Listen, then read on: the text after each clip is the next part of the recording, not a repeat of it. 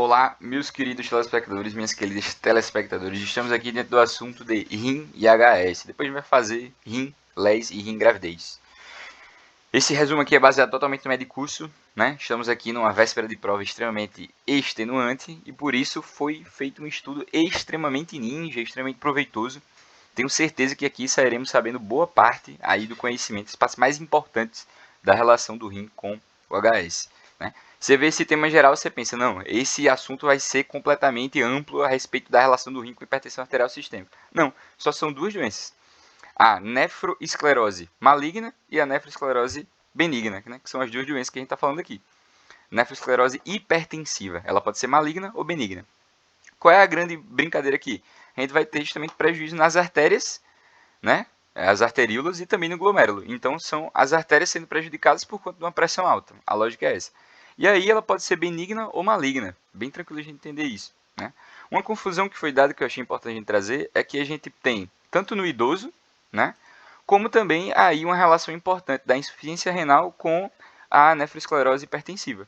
Porque a gente não sabe o que veio antes, né? Se foi a insuficiência renal ou se foi a nefroesclerose hipertensiva. Pode uma estar ocasionando a outra, né? E assim sucessivamente. Ou seja, no paciente que está e vice-versa. No paciente que está hipertenso, a gente não sabe o que veio antes. A lógica é essa.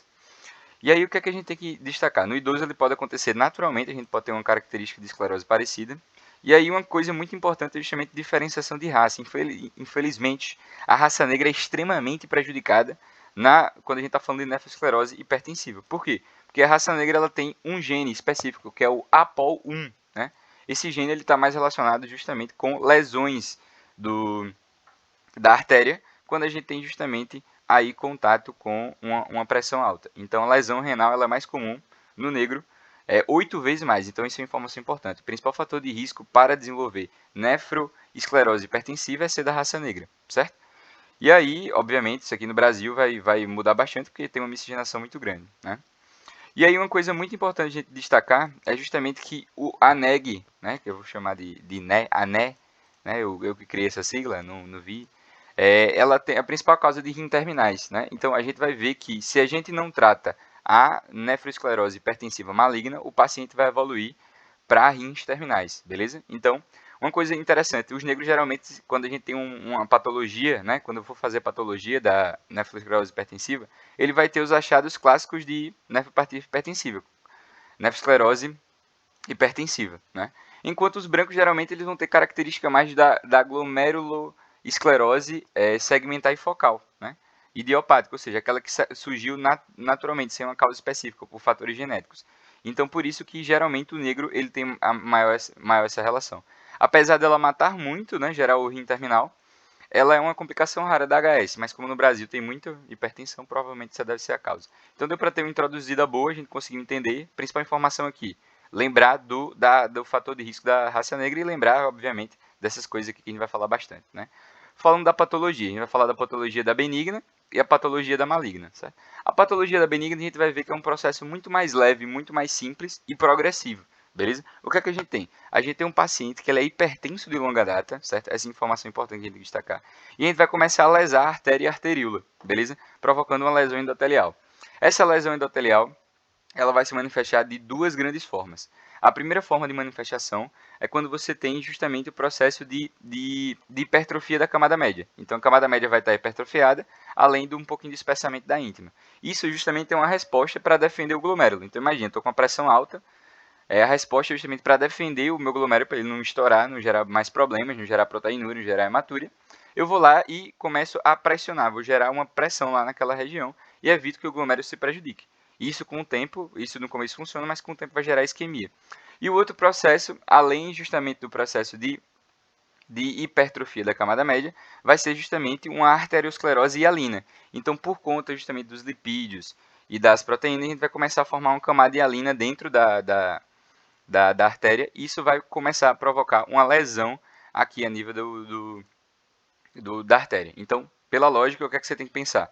Está tendo problema na camada média, está tendo problema dentro da camada índia, formando uma camada hialina dentro e uma hipertrofia muscular fora, né? Então, isso é um problema, ou seja, vai ficar estenosado. Se está estenosado, o processo progressivo é uma isquemia, certo? Essa glomerulosclerose, que é o que a gente chama, né? É o que gera glomerulosclerose, se pudesse resumir hipertrofia e a aterosclerose hialina, né? A deposição hialina, a gente chamaria isso de glomerulosclerose, né? Esse processo ele pode ser focal ou pode ser global. Ele vai ser focal quando pega uma parte do glomérulo e vai ser global quando pega o glomérulo todo. Clinicamente isso não vale muito, isso é mais para patologia. E aí você tem dois subtipos, o sedimentado, que é mais comum no negro, que basicamente todo o tufo, né, todo o glomérulo vai ser afetado, né, ele vai ficar todo com essas complicações de hialina e hipertrofia da camada média, enquanto justamente nos demais pacientes pode aparecer esse obsolescente, que é basicamente a gente vai ter uma atrofia do glomérulo no meio e depois a cápsula de Bowman que o envolve vai estar com colágeno, beleza?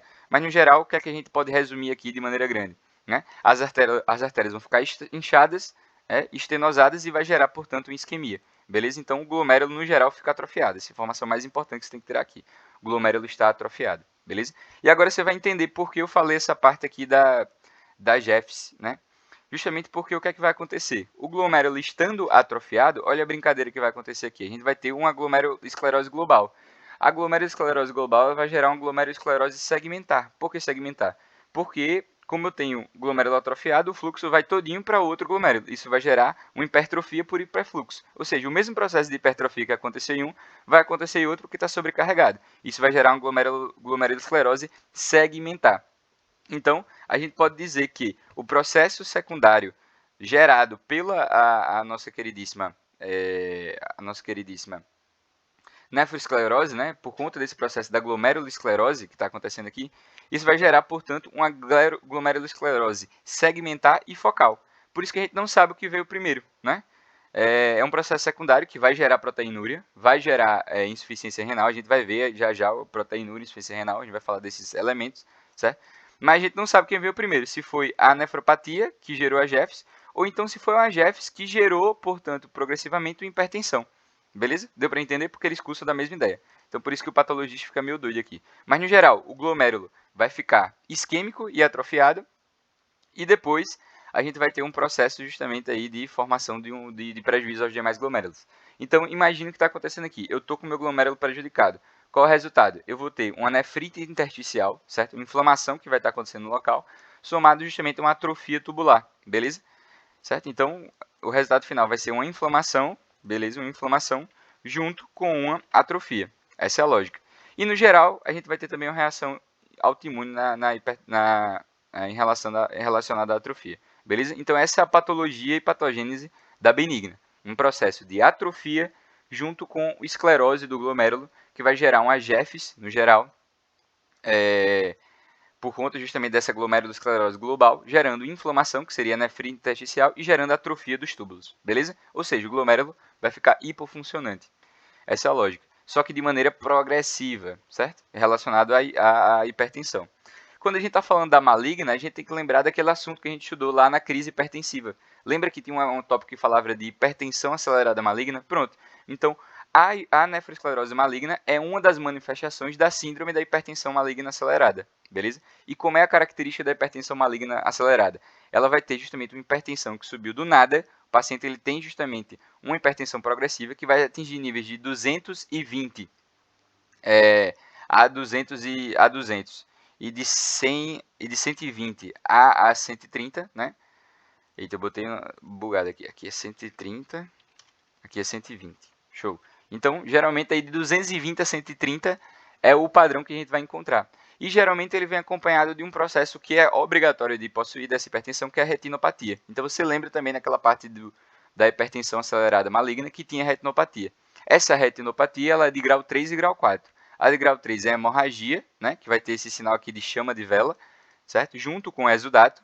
E a grau 4 é o papiledema, beleza? Como a gente está no paciente hipertenso que cresceu de maneira rápida, então a gente pode ter EAP, podem ter encefalopatia hipertensiva, que são as duas coisas que a gente já viu, que são emergências clínicas, lá no nosso queridíssima aula de crise hipertensiva, e também a nossa queridíssima nefroesclerose maligna, que é o que a gente está estudando, beleza? Então, uma das complicações que não são obrigatórias, né, da hipertensão acelerada maligna é a nefroesclerose maligna, mas geralmente ele vai aparecer justamente no meio dessa síndrome. Então, você vai procurar sinais e sintomas. Vai ter retinopatia de terceiro e quarto grau, quando a gente estiver falando a respeito da hipertensão acelerada maligna e da nefroesclerose maligna, porque é tudo a mesma síndrome, beleza?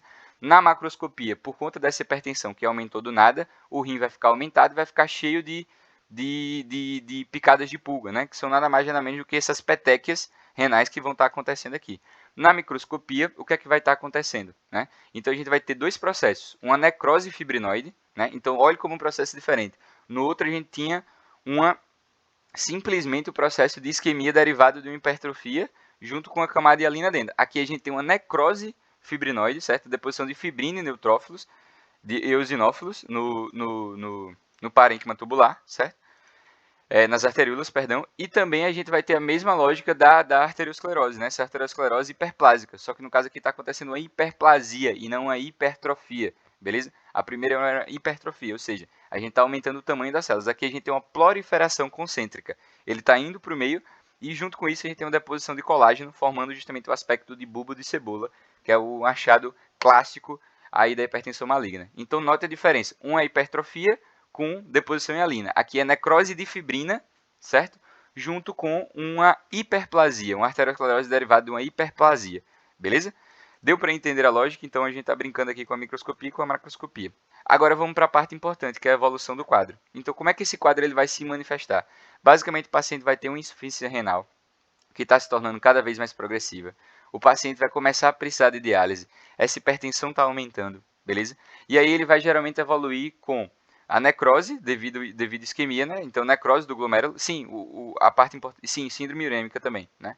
Tem uma síndrome urêmica muito importante aqui que está acontecendo. A uremia vai estar bastante alta nesse paciente que se encontra com um processo maligno. Lembre que o glomérulo ele está necrosando de maneira rápida.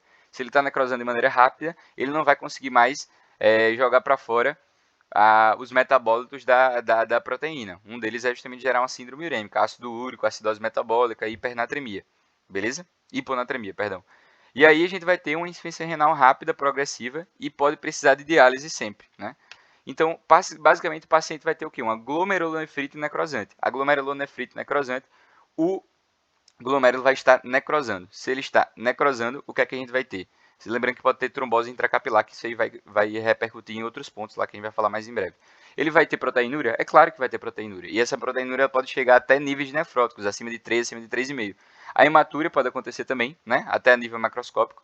Obviamente, o nosso queridíssimo sedimentoscopia vai estar alterado, então a gente vai ter cilindro hemático, a gente vai ter cilindro leucocitário. E aqui, como resultado justamente dessa trombose intratubular, cadê? Eita, eu tirei ali. A trombose intracapilar, né? Intratubular não, intracapilar, perdão. Essa trombose intracapilar, ela vai começar a provocar a famosa anemia microangiopática, que nada mais é do que justamente a gente prejudicar o sangue periférico, né? Formando os famosos esquizócitos, beleza? Então, porque quando eles passam pelo trombo, eles ficam prejudicados, certo? E aí o resultado justamente vai ser a famosa isquemia glomerular. Se a gente tem isquemia glomerular, você lembra que o glomérulo libera o quê? Renina. Se libera renina, vai liberar, portanto, angiotensina, aldosterona, vai liberar o sistema renina, angiotensina, aldosterona, que ativa o parasimpático e vai aumentar cada vez mais a pressão. Por isso que o processo é muito progressivo quando você tem a nefropatia instalada. E também, ao mesmo tempo, quando você tem o aumento da aldosterona, você vai ter o hiperaldosteronismo primário. O resultado da aldosterona vai ser retenção de potássio e também dificuldade de liberar e aumento da liberação do H+, certo? E aí o processo vai gerar alcalose metabólica com hipocalemia. Mas você lembra também que o processo aí ele evolui com o quê? Com síndrome urêmica. Se ele evolui com síndrome urêmica, qual é o resultado? Vai aumentar ácido e vai diminuir aí aqui é a acidose, perdão. E vai aumentar também o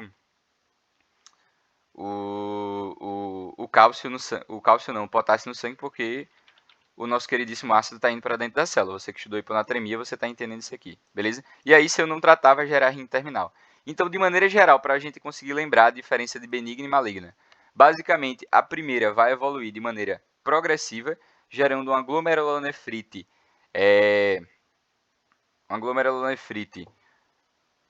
focal e segmentar. O resultado vai ser uma necrose, certo? Necrose não, uma isquemia do nosso queridíssimo glomérulo. Essa isquemia glomerular, ela vai gerar, portanto, aí uma hipertrofia junto com a deposição da membrana hialina. O resultado vai ser proteinúria, vai ser insuficiência renal, certo? Que está acontecendo de maneira aí progressiva e lenta. Na nossa queridíssima maligna, o processo ele é mais rápido, né? A gente tem um glomerulonefrite necrosante, uma necrose dos nossos queridíssimos glomérulos, junto com a trombose intra-arterial, gerando processos de proteinúria, hematúria, cilindros hemáticos, cilindros leucocitário, gerando síndrome urêmica, gerando anemia microangiopática, certo? Essa é a lógica, essa é a grande diferença entre os dois, beleza? A IR é rápida, ela é progressiva, certo? O processo vai gerar também uma hipocalemia junto com a acidose metabólica, junto com a alcalose metabólica, que vai depois ser substituído pela acidose e hipercalemia, no caso da nossa queridíssima síndrome urêmica, ou seja, quando o estágio está mais avançado, certo? Deu para entender a lógica, a gente conseguiu entender um pouquinho da fisiopatologia dessa, né? A gente conseguiu, se não ficou nada na sua cabeça, você vai lembrar que um é devagar e outro é rápida. Pelo menos isso no caso clínico, quando for mostrar. Agora você vai conseguir entender tudo mais bonitinho quando a gente falar da clínica e do diagnóstico, certo? Quando a gente está falando da benigna, a gente tem que lembrar claramente que a gente tem um paciente que ele é hipertenso de longa data. Não é um hipertenso do nada, é um hipertenso de longa data que está com creatinina sérica aumentada, certo? Então, insuficiência renal junto com um hipertenso de longa data, beleza? Creatinina sérica elevada. Aí eu já tenho que pensar no diagnóstico. Só que eu tenho que ter outras coisas que podem estar ocasionando também alguns critérios abaixo aqui. Os que são alterados são justamente aí uma hipertensão ventricular esquerda, uma retinopatia grau 1 e grau 2, lembrando que o 3 e 4 é da hipertensão maligna. Lembre bem desse que você vai ver depois que vai ser alterado. Hipertrofia ventricular esquerda, que já é uma característica da hipertensão crônica. Retinopatia 1 e 2. Pode ter um rim um pouquinho diminuído, né? Isso pode estar presente. E também a gente vai ter uma insuficiência renal, que ela é progressiva e lenta, não é rápida, ela é lenta. Então, qualquer um desses fatores que estiver associado é importante. Três outros fatores que tem que estar associados. Proteinúria menor do que 1,5, porque se ela for maior do que 1,5, a gente pode ter uma chance de o problema não ser tão lento assim, né? Geralmente aqui vai ser outra glomerulopatia que está ocasionando isso. Outro processo muito importante é justamente o sedimento urinário. Geralmente o sedimento urinário é normal. Lembra que tinha hematúria, proteinúria, leucocitúria. No nosso queridíssimo, leucocitúria não, é sedimento leucocitário, né? Cristal não, alterações leucocitárias, como é o nome? Cilindro leucocitário, lá na nossa queridíssima maligna. Aqui não, o sedimento tem que estar normal. Então essas coisas tem que estar pensando na sua cabecinha para fazer esse raciocínio.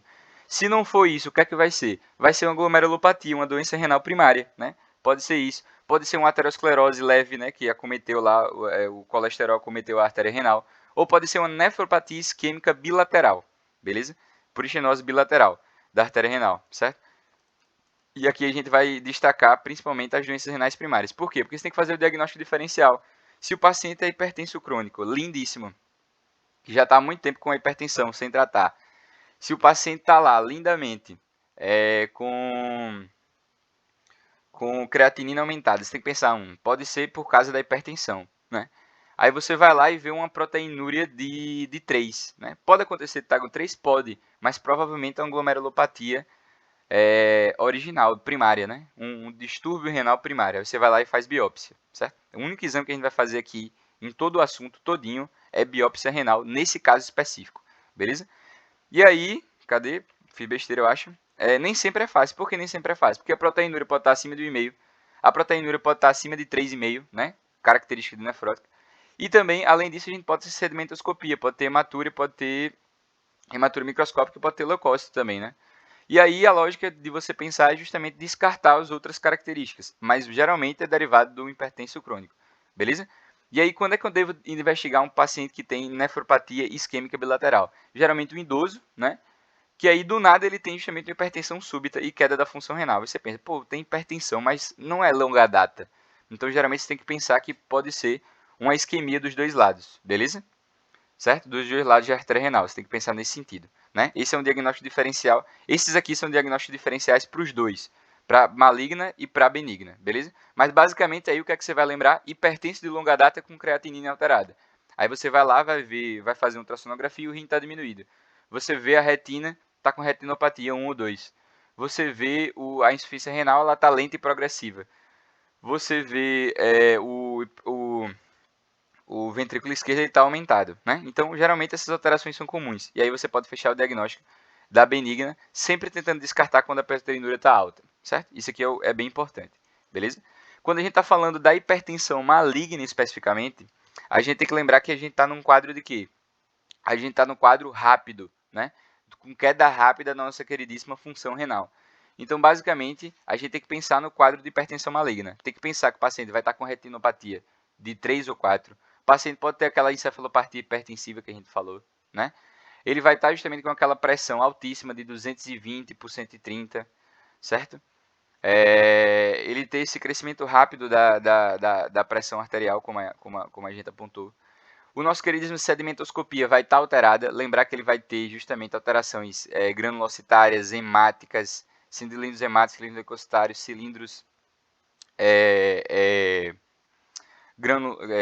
hemáticos leucocitários, granulócitos, granulares, beleza? Vai ter essas alterações. A proteinúria vai estar presente, geralmente a proteinúria é maior do que 1,5, né? Pode estar acima até de 3. Vai ter hematúria também micromacroscópica, geralmente na outra a gente poderia só ter macroscópica. Vai ter uma insuficiência renal, né? Que vai estar rápida, né? Rapidamente progressiva. E geralmente o paciente é negro, né? O paciente é negro porque ele vai ter justamente aquele fator de risco do LPOL1, né? LPOL é o nome do gene, né? APOL1, beleza? E aí, esse é o quadro que a gente está adiante. O paciente que está piorando de maneira progressiva, né? Ou seja, tem que pensar naquele caso clínico que a gente falou. Lembrar da patologia aqui da maligna é importante para a gente conseguir criar esse raciocínio. Então, deu para entender qual é o quadro, né? O quadro primeiro é de uma hipertensão de longa data e creatinina. O quadro da maligna é um quadro o quê? É um quadro rápido, um quadro com proteinúria, um quadro com hematúria, um quadro com sedimentoscopia, um quadro com retinopatia grave, um quadro com a insuficiência renal lá em cima. Então, basicamente, a creatinina vai estar alterada nos dois. Só que aqui você não vai loucamente dizer, não, esse paciente aqui tá com benigna. Não, você tem que ver justamente esses outros quadros para ver se eles têm essas alterações, beleza? Sempre descartar outra nefropatia, porque o diagnóstico da nefropatia, nefroesclerose hipertensiva maligna, só vem se você tiver justamente outros quadros descartados, né? Obviamente, você não vai deixar de tratar esse paciente que está com nefropatia maligna no seu ambulatório, tem que fazer esse controle da pressão. Mas nem sempre essa vai ser a principal fonte, beleza? Diagnóstico diferencial é o mesmo, né? Doenças renais primárias, aterosclerose, nefropatia isquêmica bilateral nos idosos, e aí você vai adicionar mais 3 diagnósticos, que vai ser justamente esclerodermia, o GNDA, que eu não sei exatamente o que é, peço perdão aí ao professor, né, porque eu não estudei muito bem para a primeira prova, e a síndrome hematúria urêmica, se eu não me engano é isso, SHU, alguma coisa assim. Beleza? Essas aqui eu não vou aprofundar não, mas essa aqui eu aprofundei, porque eu dei uma pesquisadinha. Isso aqui, por conta do tempo, não vou dar uma aprofundada. Beleza? Então, o pior já foi. A gente conseguiu fazer o diagnóstico e agora a gente vai para o tratamento. O tratamento é facinho, bebê. Como é que você controla? Controla a pressão, só isso. O que é que você vai dar para o primeiro paciente? E é cobrar. É o que foi visto nos estudos que melhor responde, né? Diurético vai responder? Pode até responder. Mas geralmente quando o paciente não tem proteinúria. Então, se não tem proteinúria, você vai lá e dá um diurético, certo? Geralmente o paciente, independente do IECOBRA, ele vai precisar de outros. Então, você vai lá, vai botar um BCC, vai botar um BRA, vai botar um IECA, vai botar um diurético tiazídico, certo? A minha meta de pressão é de 130 por 80, beleza? Lembrar dessa meta de pressão aqui que eu tenho que fazer no paciente com benigna, certo? No paciente com maligna, você vai regozijar porque estudou muito bem a crise hipertensiva. E você vai lembrar que é uma emergência hipertensiva que sendo tratado com internação, controle rápido de IPA e drogas parenterais, certo? Se eu não impedir isso, o rim vai entrar para o modo terminal rapidinho. E aí eu tenho que fazer o controle imediato. O controle imediato é com nitroprusiato de sódio, você lembra muito bem, parenteral, certo? Se fez o nitroprusiato de sódio, geralmente esse paciente aí já está um pouco mais protegido se eu tivesse controle da PA. Só que aí você vai colocar em dose máxima, correr aí em 10 minutos, correto? Não, vamos com calma. Minha meta é reduzir a PA em 25% nas primeiras 2 a 6 horas. Depois eu tento reduzir mais, porque senão eu vou gerar o quê? Vou gerar uma perda, porque esse paciente estava o quê? Estava com autorregulação. Também eu tenho que tentar manter a diastólica para o enchimento desse nosso queridíssimo paciente de 100 a 105. Geralmente eu não posso descer disso, porque se eu descer a diastólica demais, bebê, esse paciente ele já teve uma autorregulação. Ele vai gerar miocardiopatia, ou miocardiopatia não, vai gerar isquemia miocárdica, renal e cerebral, e esse paciente pode morrer porque você corrigiu a pressão demais, beleza? Então tem que diminuir com calma. Depois você vai lá e tenta bater a meta de 130 por 80. E como é que você vai bater essa meta? Com drogas orais a longo prazo. Então esse paciente aí, depois de 2 a 3 meses, ele vai justamente fazendo esse controle certo? Para atingir o alvo de 130/80, certo? Com muita calminha. E geralmente a gente tem que ter o cuidado do IECA, porque se esse paciente foi diagnosticado errado e ele tem uma nefropatia isquêmica bilateral, geralmente ele não vai se dar muito bem, né? Aqui a gente pode gerar um problema muito grande com esse IECA, beleza? Já que a enzima da conversora de angiotensina vai gerar uma vasoconstricção desses vasos, certo? Desmame parenteral e depois fazer as drogas orais. Essa é a brincadeira, certo? Aí o paciente foi lá, você começou a tratar, ele estava com hipertensão maligna, fez o diagnóstico bonitinho, o paciente está no controle do lipoproteinado. Você vai pegar a creatinina, não está descendo, descendo, descendo, descendo. Você faz, meu Deus do céu, o que é que eu estou fazendo? Aumentando, no caso, né? Aumentando, aumentando, aumentando, função renal descendo, descendo, descendo. Você está ficando estressado, por quê? Porque basicamente a gente tem uma necrose fibrinoide, o paciente está lá todo estenosado, está com necrose, está com aquele colágeno estabelecido, né, por conta da angioesclerose, a arteriosclerose hiperplásica, né? E aí eu tô tendo hiperplasia, tá dando problema, tá estabelecendo colágeno, aí você fica, meu Deus do céu, o que é que eu tô fazendo? O que é que eu fiz na minha vida errada em medicina? Vamos com calma, mantenha o controle. Geralmente é um isquemia momentânea porque a parada tá lá toda fibrinosada e você tá diminuindo o afluxo para lá, certo? Aí você vai fazer isso com muita calma, vai manter o controle da pressão e depois ele vai melhorar, né? E geralmente não vai precisar mais de diálise, beleza? Então essa é a lógica do tratamento da hipertensão. Basicamente, muito simples, só tratar a hipertensão já resolve o meu problema. O grande desafio, diagnóstico, diferenciar das nefropatias primárias, né? Principalmente nos casos crônicos arrastados, né? E você vai fazer a biópsia renal quando a proteína foi maior do que 1,5. No outro caso, geralmente no pico de pressão, o paciente hipertenso, eu fui lá, viu retinopatia, viu sedimentoscopia, viu insuficiência renal, viu encefalopatia, tudo isso vai ser motivo para você tratar como se fosse maligna, porque eu já fiz o diagnóstico, porque você estudou muito bem essa aula. E aí, principalmente se o paciente for negro, você tem que pensar nesse sentido, né? Hipertensão grave progressiva diastólica acima de 120, né? É o mais preocupante, essa diastólica muito alta, beleza? O enchimento está muito forte, certo? Ele não pode estar com enchimento muito forte, mas também você não pode baixar muito para essa diastólica ficar abaixo de 100, beleza? 25% nas 2 primeiras 6 horas. Certo? Deu para entender. Essa é a brincadeira, vai estar proteinúria, hematura micro ou macro. Macho não, né? Macro. Beleza? Muito obrigado pela sua atenção. Esse foi o assunto de rim e HAS.